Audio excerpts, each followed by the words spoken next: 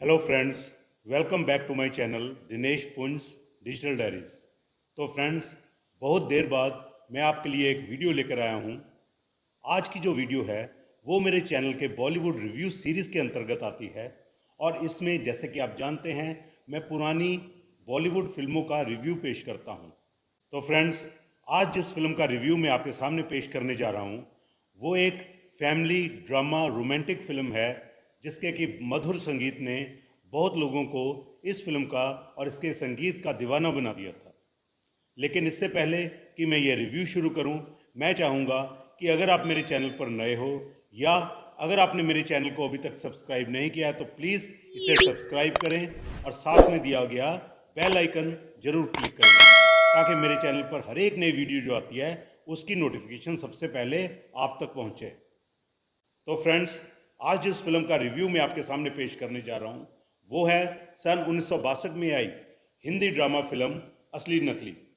इस फिल्म के प्रोड्यूसर थे एल.बी. लक्ष्मण और एल.बी. ठाकुर और इसे डायरेक्ट किया था विश्व प्रसिद्ध डायरेक्टर ऋषिकेश मुखर्जी जी ने।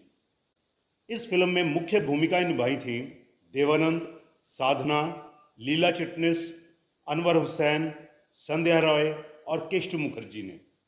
इस फिल्म के कुल 7 गीत हैं जिन्हें कलमबद्ध किया था कलम के जादूगर जनाब हसरत जयपुरी और शैलेंद्र ने, और इन गीतों को संगीत से संवारा था उस समय की मशहूर संगीतकार जोड़ी शंकर जयकिशन। 27 नवंबर 1962 को रिलीज हुई इस फिल्म का एक एलपी रिकॉर्ड मेरी विंटेज रिकॉर्ड कलेक्शन का एक हिस्सा है। तो फ्रेंड्स, इस रिकॉर्ड के साइड 2 पर जो गाने हैं वो हैं कल की दौलत आज की खुशियां मोहम्मद रफ़ी का द्वारा गाया हुआ, लाख छुपाऊं छुप ना सकेगा लता मंगेशकर द्वारा गाया हुआ, तुझे जीवन की डोर से बांध लिया है लता मंगेशकर और मोहम्मद रफ़ी की आवाज़ में, प्यार का साज भी है मोहम्मद रफ़ी की आवाज़ में, तेरा मेरा प्यार अमर लता मंगेशकर की आवाज़ में, गोरी ज़रा हंस दे तू मोहम्मद रफ़ी की आवाज़ में। तो चलिए फ्रेंड्स, अब हम इस फिल्म की कहानी की ओर रुख करते हैं। आनंद यानी कि देवानंद एक अमीर व्यापारी राय बहादुर जानकी दास यानी कि नाजिर हुसैन का पोता है।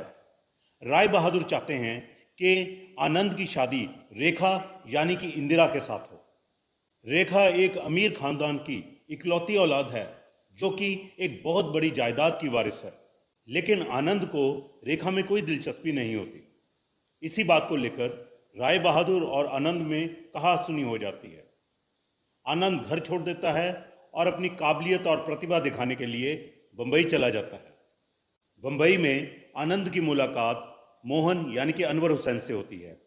शहर में नया आया देखकर मोहन आनंद को अपने घर ले जाता है। आनंद अब मोहन के साथ अस्थायी रूप से रहने लगता है और काम की खोज करता है। यहाँ उसकी मुलाकात एक पढ़ी लिखी सुंदर युवती रेनू यानी कि साधना से होती है और वो उनसे बहुत प्रभावित होती है। रेनू आनंद को एक नौकरी दिलवाती है, लेकिन किसी वजह से आनंद वो नौकरी खो देता है। इधर रेनू एक छोटी कंपनी में नौकरी करती है, लेकिन उसने अपनी माँ यानी कि लीला चिटनिस को ये बताया होता है कि वो कॉलेज जाती है। अपनी माँ से वो एक और झूठ बोलती है और वो ये है कि उसके पिता पैसा भेजते हैं।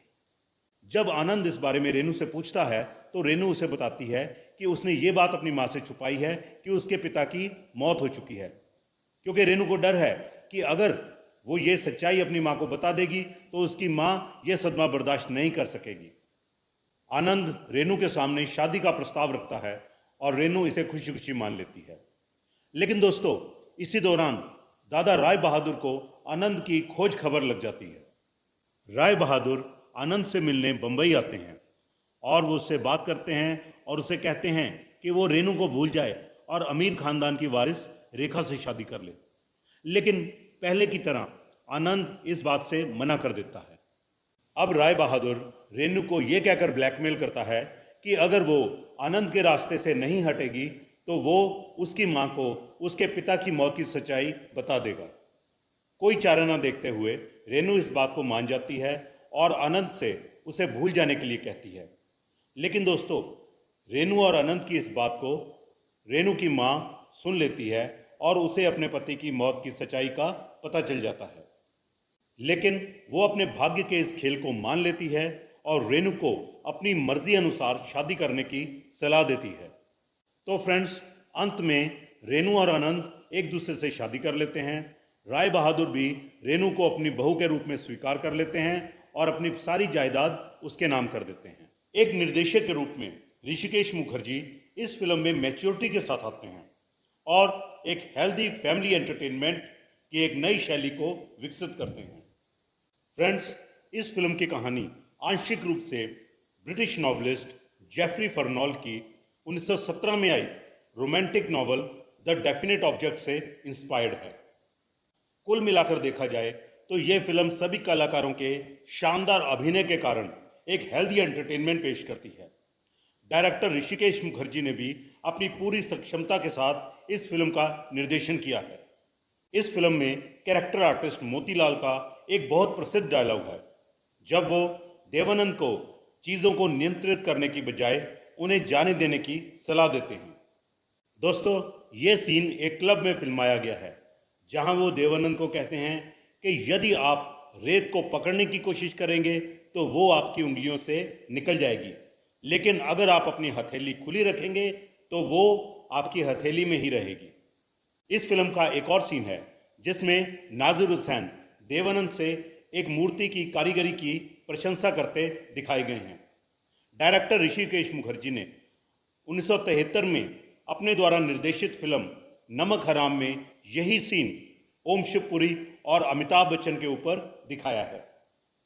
तो फ्रेंड्स, अगर हम इस फिल्म के गीतों की पिक्चराइजेशन की बात करें तो इस फिल्म का एक गीत है, एक बुत बनाऊंगा तेरा और पूजा करूंगा, जो कि मोहम्मद रफ़ी की आवाज़ में है और देवानंद पर फिल्माया गया है। इस गीत के बारे में भी एक किस्सा है जो कि मैं आपसे साझा करना चाहता हूँ। इस फिल्म के एक और गीत तुझे जीवन की डोर से बांध लिया है का प्रयोग धर्मेंद्र की फिल्म गुड्डी में उनके ऊपर फिल्माए गए एक ड्रीम सीक्वेंस में किया गया है। अगर डायरेक्शन की बात करें तो डायरेक्टर ऋषिकेश मुखर्जी की फिल्मों में खामी ढूंढना रुई में से सुई ढूंढने के बराबर था। उनके द्वारा बनाए गए कैरेक्टर्स ना सिर्फ लोकप्रिय थे, बल्कि उन्होंने उन कैरेक्टर्स को इस तरह से अपनी फिल्म की कहानी में पिरो दिया था कि दर्शक उस फिल्म का आनंद लिए बगैर नहीं रह सकते थे। इस फिल्म को अगर डिटेल में देखा जाए तो इस फिल्म में खामियां ना के बराबर हैं। इस फिल्म की कहानी, इसका हर कैरेक्टर, हर सीन बेजोड़ बन पड़ा है। इन सब चीज़ों के साथ साथ इस फिल्म के गीत, जिन्हें कलमबद्ध किया है कलम के जादूगर जनाब हसरत जयपुरी साहब और शैलेंद्र साहब ने, और जिन्हें संगीत से संवारा है मशहूर संगीतकार जोड़ी शंकर जयकिशन ने, इन गीतों ने भी इस फिल्म की प्रसिद्धि में चार चांद लगा दिए हैं।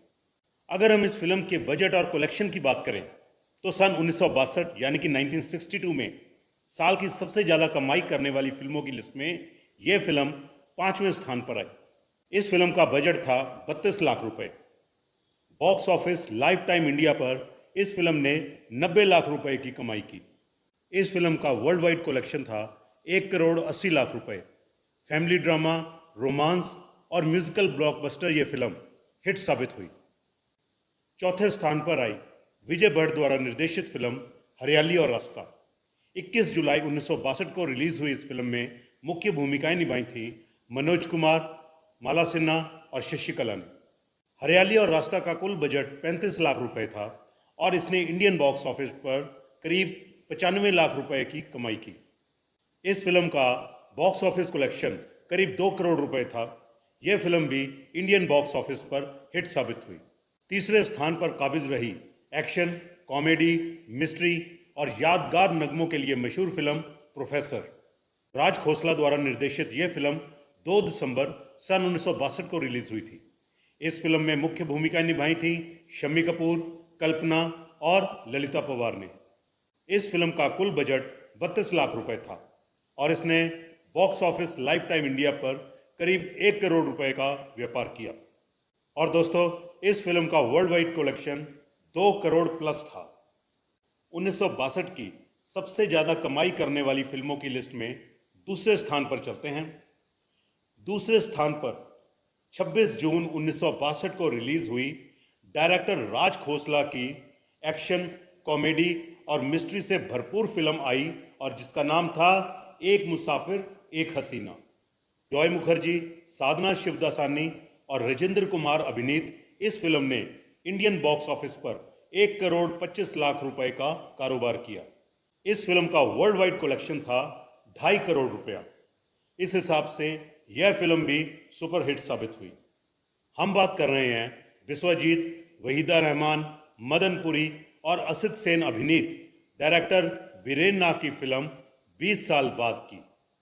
इस फिल्म का बजट था करीब 35 लाख रुपए और इसने इंडियन बॉक्स ऑफिस पर 1.5 करोड़ रुपए की कमाई की। इस फिल्म की वर्ल्ड वाइड कलेक्शन थी करीब 3 करोड़ रुपए। इस हिसाब से यह फिल्म उस साल की सुपर डुपर हिट फिल्म साबित हुई। तो फ्रेंड्स, ये था सन 1962 में आई फिल्म असली नकली का मेरा रिव्यू वीडियो। कैसा लगा मेरा ये वीडियो फ्रेंड्स आपको?